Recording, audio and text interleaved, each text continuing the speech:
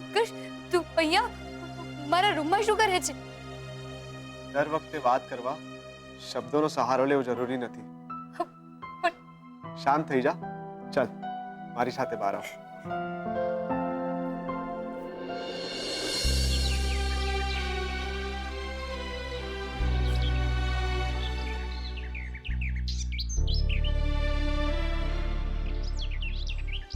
જો આકાશનો સૂરજ એક પણ શબ્દ બોલ્યા વગર પેલા ઝાડ પ્રત્યેની નારાજગી તાપથી બતાવી રહ્યો છે. અને પેલું ઝાડ, એને કોઈ ફરક પડે છે? એ તો આટલા તડકામાં પણ છાયો જ આપી રહ્યું છે ને. એ બધું તો ઠીક છે, પણ તું અહીંયા શું કામ? 3 દિવસ માટે અમદાવાદ જઉં છું એ કહેવા આવ્યો હતો. પણ મને સમજાઈ ગયું છે કિંજલ કે ભગવાને મને તને અહીંયા એ કહેવા મોકલેલો કે તું કંઈ પણ બોલીશ ને લોકો તારી વાતને ઊંધી રીતે જ લેવાના. એટલે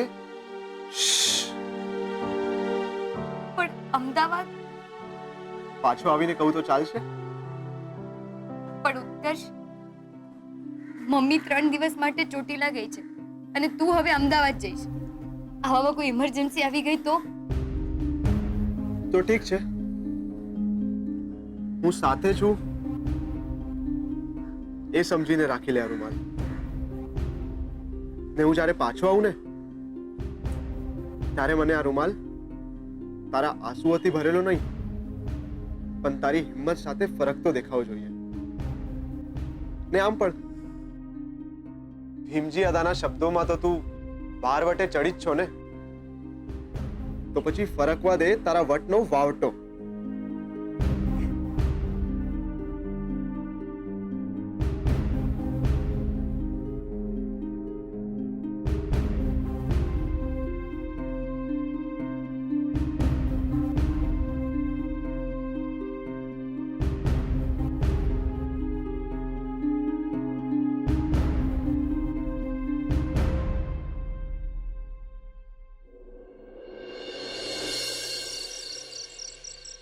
મમ્મી, બહુ જ ભૂખ લાગી છે. જમવાનું આપવું હોય તો આપ, નહીં તો રહેવા દે. આવી આલે ગરમ ગરમ ખીચડી. ઘી નાખું? ઘી નાખવાનું રહેવા દે અને કચરામાં નાખી આવ. તને કેટલી વાર કીધું છે મમ્મી, મને ખીચડી નથી ભાવતી, તો શું કામ બનાવે છે? એવું છે ને દીકરા, જે ઘરમાં સૂતક હોય એ ઘરમાં પકવાન તો ના જ બને બેટા. સૂતક? કોણ ગયું? મારા મોટા ભાઈ, તારા મોટા કાકા મોહનભાઈ. શું વાત કરો છો પપ્પા? કાકા ગયા? અરે પપ્પા, આ વાત પર તો હું આખો મહિનો ખીચડી ખાવા તૈયાર છું. ના બેટા, કોઈના મરણ પર આમ ખુશ થઈને મોઢામાં કોળિયા ના મુકાય. અને હકીકત એ છે મોહનભાઈ ગયા નથી. મોહનભાઈએ આજે બાના નામનું નહીં નાખ્યું છે અને પછી બાએ મોહનભાઈના નામનું. એમ આપણા ઘરમાં સૂતક છે. આ બા પણ ખબર નહીં ક્યાંથી નવા નવા નાટકો શોધી આવે છે. ને પપ્પા, તમે પણ બાને એવી ફાલતુ વાતોમાં હા હા કરે રાખો. તો નવડાવી તો ઓલી કિંજલ ગઈ છે આપણને દુકાનના નામનું. હા, નથી ખાવું. રાહુલ, આ મનનું અપમાન ના કરાય. સાંભળ, જવા દે. આ શું છે, રાહુલને થોડો શોખ લાગ્યો છે મોટા ભાઈનું સાંભળીને. પણ મને ખીચડી ચાલશે. હા, પણ હજી થોડી જોશે. આટલામાં શું થશે? જા લઈ આવ. હા સાંભળ, 2 પાપડ પણ લઈ આવજે. હા સાંભળ, ગોળ કેરી બી લઈ આવજે. હા. અરે ક્યાં જાય છે? જો રાહુલ આમ ખોટોય નથી. જો મોટા ભાઈ ગુજરી ગયા, એના દુઃખમાં આપણે ખીચડી ખાઈએ જ કે નહીં? પણ એ તો જીવતા છે, તો એના હરખમાં પાપડ અને અથાણું તો ખાવું જોઈએ કે નહીં? હે, જા લાય આવ. હા, હવે જોવે છે શું? જોયા જ કરીશ કે લાવીશ? બાના રાજમાં લુક આપતા બધા બહુ શીખી ગયા છે ઘરમાં. હાલો હાલો, ખીચડી ખાઈએ. પેલા રોટલી.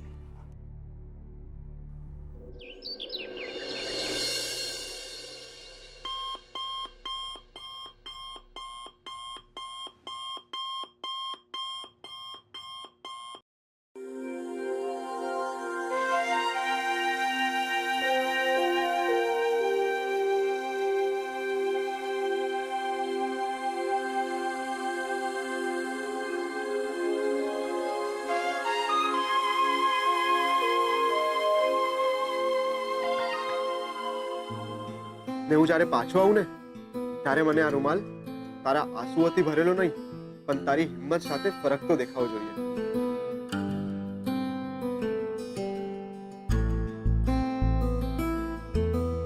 આકાશનો સૂરજ એક પણ શબ્દ બોલ્યા વગર પેલા ઝાડ પ્રત્યેની નારાજગી તાપથી બતાવી રહ્યો છે. અને પેલું ઝાડ, એને કોઈ ફરક પડે છે? એ તો આટલા તડકામાં પણ છાયો જ આપી રહ્યું છે ને.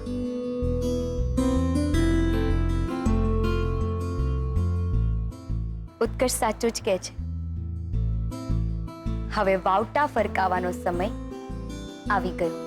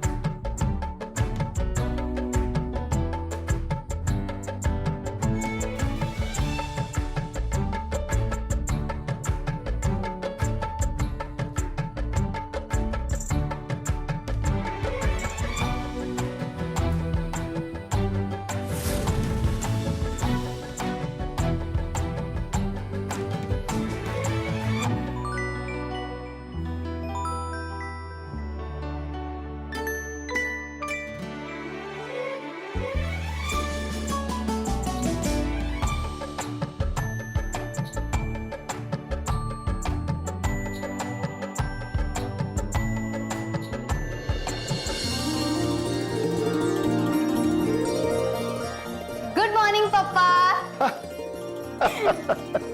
આ તમારી ચા.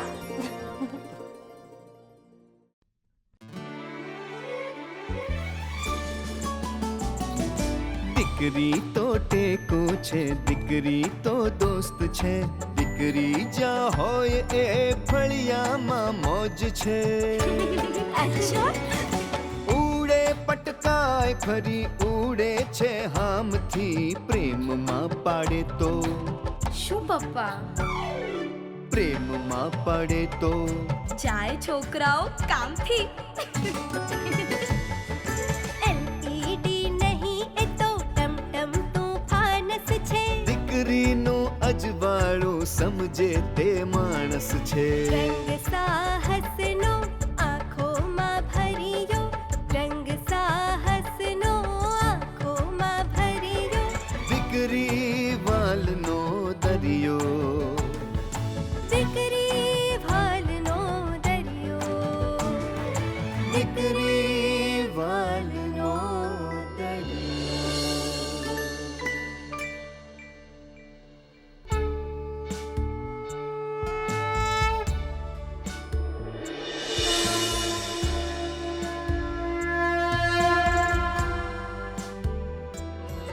હે માં, આજથી હું મારા ઘર અને પરિવાર માટે એક નવી શરૂઆત કરવા જઈ રહી છું. બની શકે કે મેં જે રસ્તો પકડ્યો છે એમાં કેટલાક અઘરા વળાંક આવે, ત્યારે તું મને એ કપરા સમયમાં લડી લેવાની તાકાત આપજે માં. ને જ્યાં સુધી મમ્મી મળ ચડીને પાછી નથી આવી જતી, મારા ઘરના બધા લોકોને હેમખેમ રાખજે.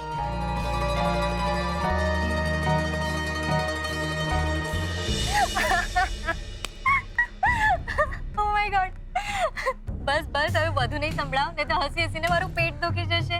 એટલે આ વસુલે મને માર્યો એ વાત સાંભળીને તને મજા આવી રહી છે? મને વસૂલીના વાત પર નહીં, પણ તારા ઘરમાં જે સૂતકના નામે નાટક ચાલી રહ્યું છે ને, એ વાત પર મને હસવું આવી રહ્યું છે. એકદમ જુઠ્ઠાડા, ચીટર ને નંબર 1 ડ્રામેબાજ કંપની છો તમે બધા. તારા કાકા માથે પાણી નાખીને કહે વાર્તા ફિનિશ, અને તારા દાદી દીવો સળગાવીને કહે દીકરો ફિનિશ. તો શું કરું? ભગવાને લાઈફમાં આવા જ ઘરવાળા આપ્યા છે, તો એડજસ્ટ તો કરવું પડે ને. એમ પણ લાઈફમાં લવ વગર એડજસ્ટ કરવું ઇઝ નોટ ગુડ ના. એટલે કેમ? આમ તો તું બેબી કરતો ફરે છે ને, હું પણ તારા દરેક કામ મને પૈસા મળે ના મળે કરતી રહું છું. કેમ? એ ખુશ્બુ, મને કઈ લોચો લાગી રહ્યો છે? તારો પ્લાન શું છે? ક્યાંક તું મને... અરે તું ટેન્શન શું કામ લે છે રાજા? હમ દિલ દે ચુકે સનમ. ચાલ ને આપણે કોઈ એવી જગ્યાએ જઈએ જ્યાં ફક્ત તું હોય અને હું હોઉં.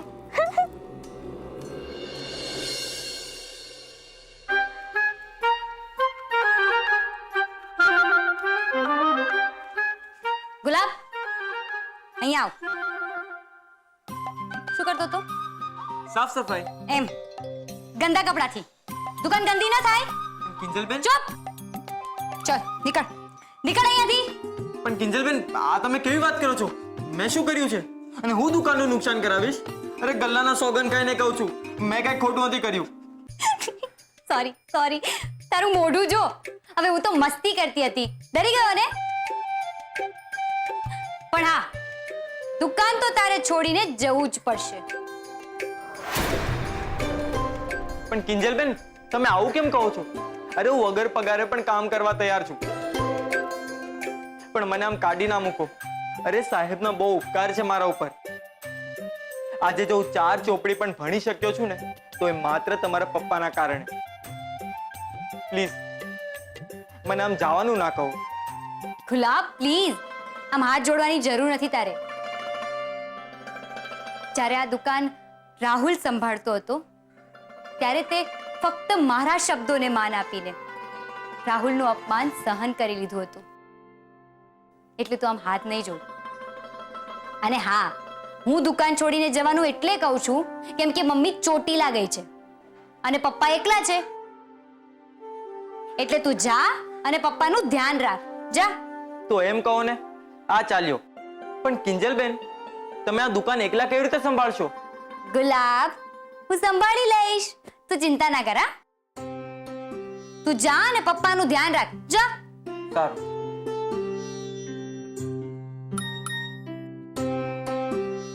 ઉત્કર્ષ, ગુડ મોર્નિંગ. શંકાના વાદળોને દૂર કરી જ્યારે ઉગે છે સૂરજ, ત્યારે જઈને ફરકે છે દુનિયામાં પ્રકાશના નામનો વાવટો. વાવટો એ તો મેં ફરકાવી દીધો છે દોસ્ત. અરે હા ભાઈ હા, એકની એક વાત તું કેટલી વાર કહીશ? મને સમજાઈ ગયું છે કે તું અમદાવાદથી પાછો નહીં આવે, અને કિંજલને જ્યારે મદદની જરૂર હોય મારે પહોંચી જવાનું છે. અને ભાઈ, તું નહીં કહીશ ને તો પણ હું જઈશ. સાળી છે મારી. હા હા ચલ ભાઈ. અને હા, ધ્યાન રાખજે તારું. હા. ઉત્કર્ષ પહોંચી ગયો અમદાવાદ? હા, એટલા માટે જ ફોન કર્યો તમે. ઉત્કર્ષ ઓફિસના કામથી ગયો છે કે પછી કાંઈ બીજું? આઈડિયા નથી. કેમ? ના, આ તો મને થયું કે તમે બંને એકબીજાના મિત્ર છો અને બંને એકબીજાને પોતપોતાના મનની વાત કરો છો, એટલે કદાચ તને ખબર હશે, જેમ કે ઉત્કર્ષને કિંજલ ગમે છે. જો મમ્મી, એના પહેલા કે તું આ બાબતે કોઈ ઊંધા ચત્તા સવાલ કરે, મારી વાત સાંભળી લે કે એ બે વચ્ચે પ્રેમ જેવું કશું નથી. તો પછી તે પહેલા દિવસે એમ કેમ કહ્યું કે ઉત્કર્ષના પ્રેમની ગાડી મોડી પડી જશે? જો બેટા, આગ હોય ને ધુવાડો ત્યાં જ દેખાય. બરાબર છે મમ્મી, પણ સિરિયસલી કહું છું, એવું કંઈ જ નથી. તો પછી ક્યાંક એવું તો નથી ને કે ઉત્કર્ષે તને તારા મોબાઈલની એપ બનાવવામાં મદદ કરી, જેના બદલામાં તે એની કિંજલની સગાઈ તોડાવવામાં મદદ કરી? આ કેવી વાત કરે છે તું મમ્મી? અને આ જે કંઈ પણ છે એ ફક્ત અને ફક્ત ઉત્કર્ષ તરફથી જ છે. કિંજલને તો આ બાબતનો અણસાર સુદ્ધા નથી. તું સાચું કહે છે? અરે હું ખોટું શું કામ બોલું મમ્મી? એ વાત અલગ છે કે ઉત્કર્ષ ને કિંજલ પહેલી જ મુલાકાતમાં ગમી ગઈ હતી. પણ જો કિંજલ આ બાબત ના કહી દેશે તો? ડર તો મને પણ એ જ વાતનો છે, કારણ કે મને ખબર છે કે કિંજલના મનમાં ઉત્કર્ષ માટે ફક્ત મૈત્રીની ભાવના છે. જો કિંજલ એને ના કહી દીધી ને તો ઉત્કર્ષ ખબર નહીં પોતાની જાતને શું કરી નાખશે. હું એને કઈ રીતે સાચવીશ?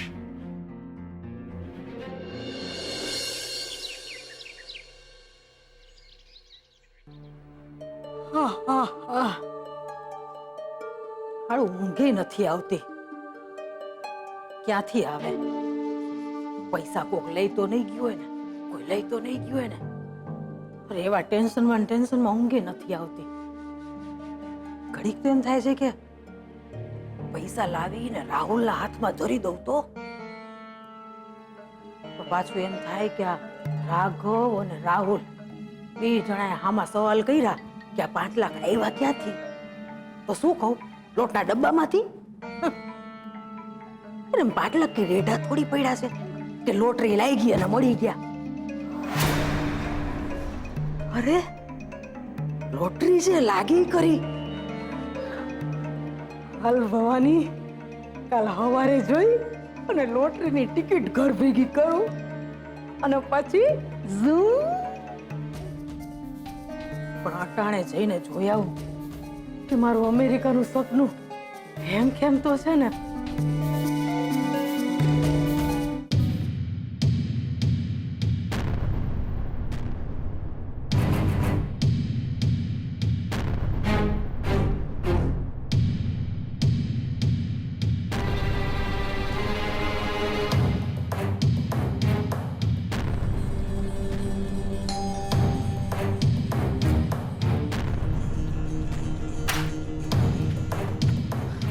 તમે અત્યારે અહીં? અત્યારે આપણે અંદર જઈએ, કોઈ જોઈ જશે તો તકલીફ થશે.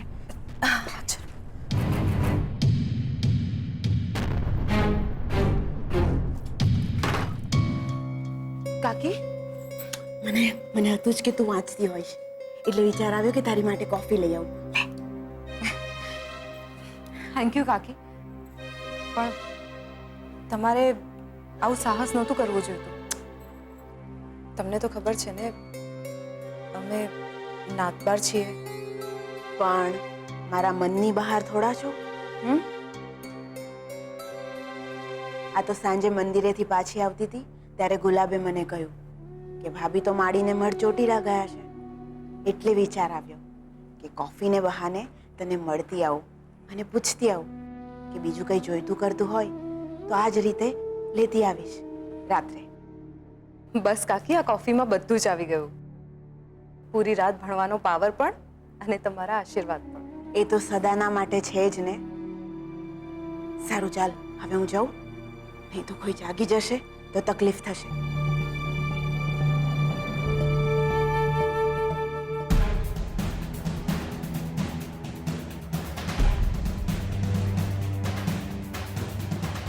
ચલ ભવાની, નીકળ અહીંથી જલ્દી.